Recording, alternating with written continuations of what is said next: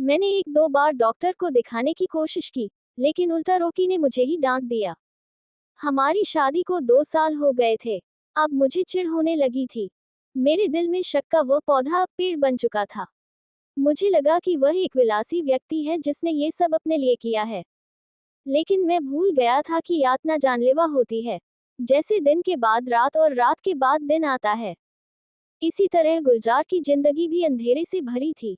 अब मुझे यकीन हो गया था कि ये सब ऐसा ही था और मुझे नहीं पता कि ये ऐसा कब से कर रहा था। मैंने रोकी को कई बार समझाया कि ये गलत है, तुम चले क्यों नहीं जाते?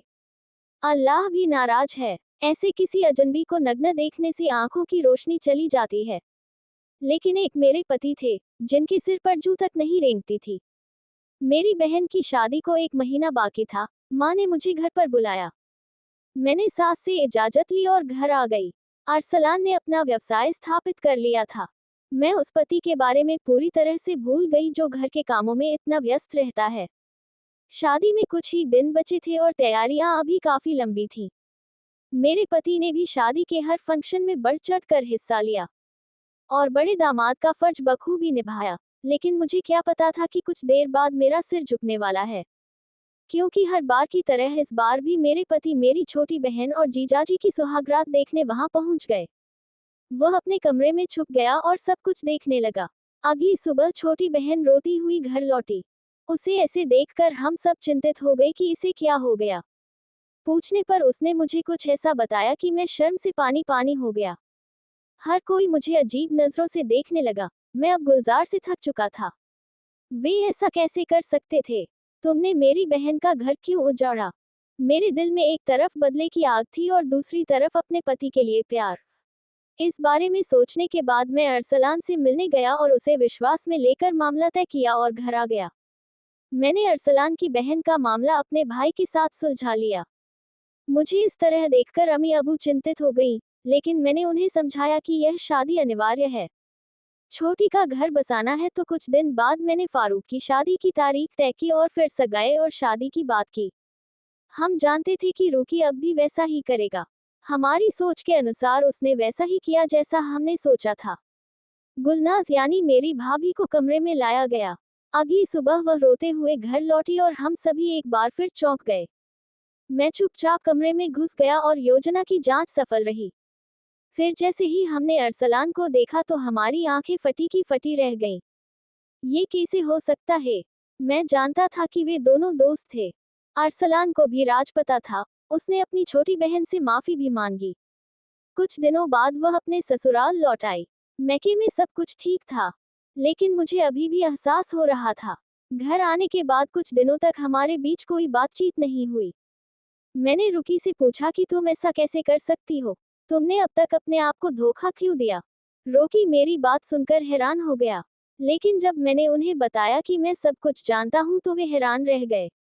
जब छोटी बहन रोती हुई घर आई तो मैंने उन्हें सब कुछ बताया। मुझे पता चला अब आप भी हनीमून देखने पर मजबूर हो जाएंगे। वह इस शादी को गुप्त रखना चाहती थी। फिर मैंने उनसे शादी कर ली और कमरे में हिडन कैमरा लगा दिया। जैसे ही फारूक कमरे में पहुंचा, कुछ समय बीत चुका था। फारूक ने अपनी पत्नी को डांटना शुरू किया तो वह रोते हुए वापस आ गई। तुम साथ साथ देखते रहे और रोते रहे। जब मैंने आपको वीडियो में रोते हुए देखा तो मुझे आश्चर्य हुआ क्योंकि आपने जितना मैंने सोचा था उससे अलग प्रतिक्रिया दी। अब बताओ ये सब क्या है? मैं तुम्हारे साथ हूँ। कुछ सोचने के बाद वह मुझसे कहने लगा, जिसे सुनकर मेरा दिमाग चकरा गया कि लोग इतने धोखेबाज कैसे हो सकते हैं। उन्होंने मुझे बताया और मैं रोता रहा। मेरा संयम टूट गया। कैसे रूकी ने अब तक ये राज अपने सीने में दबा रखा था।